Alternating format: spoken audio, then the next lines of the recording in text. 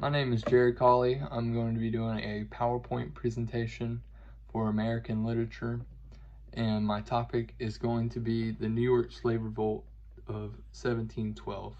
Let's go ahead and get into it. The New York Slave Revolt of 1712 was an orchestrated uprising in New York planned by approximately 23 enslaved African Americans. In the revolt, they killed 9 white Americans and injured 6 others before being apprehended by white colonists. Because of this outlash, 70 African Americans were arrested, 27 put on trial, and out of those, 21 were convicted and executed. To better understand how this revolt happened, it is best to provide some context to the African American slaves' lifestyle. Leading up to the 18th century, New York City had the largest population density of enslaved African Americans in the 13 colony settlements.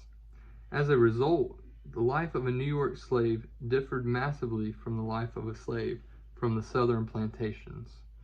Most slaves in the New York City worked as dock workers, skilled laborers, and domestic servants, since there were no plantation producing cash crops in the northern colonies. This difference allowed many slaves to communicate with each other and even work among freed black slaves, making this revolt easily planned and coordinated. On December 13, 1711, the first slave market in New York City was established by the city's Common Council near what is now called Wall Street.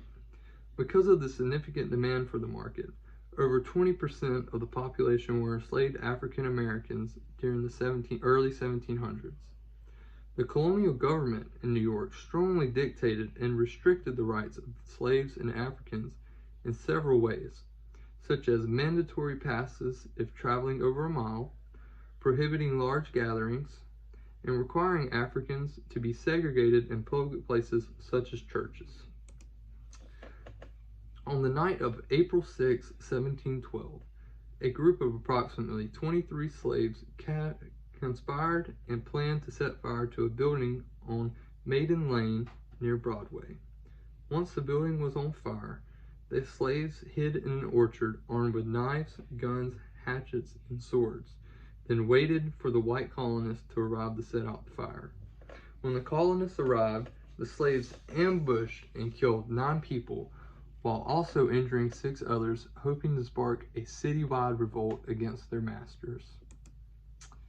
After the attack, the slaves fled to the north into a swamp near modern-day Canal Street, only to be tracked down and captured by the local soldiers from a nearby fort. In total, 27 slaves were arrested, with a notable exception of 6 men committing suicide rather than facing punishment and surely execution. Of the 27 slaves, 8 were acquitted, while the remaining 21 were set on trial, convicted, and brutally punished to death. 4 were burned alive, 1 was crushed by a wheel, multiple slaves were kept in chains to starve to death, while others were hung in the middle of town. The most gruesome and inhumane punishment of all was a pregnant slave, who was kept alive until she gave birth to her child, then they executed the woman. It is unclear whether the child was murdered as well or sold into slavery after birth. Slaves paid the consequences for the revolt for many years afterward, as their lives got much harsher in New York. Slaves gathering in even the smallest groups were prohibited. Gambling and even possessing a firearm broke the new laws enacted by New York City. New allowances were also put in place by the city by allowing slave owners to beat the slaves for no reason as long as the slaves were not killed or maimed. The city also enacted a €200 bond paid by any master who wanted to free their slaves, which was arguably a much higher price than what the slaves were valued at.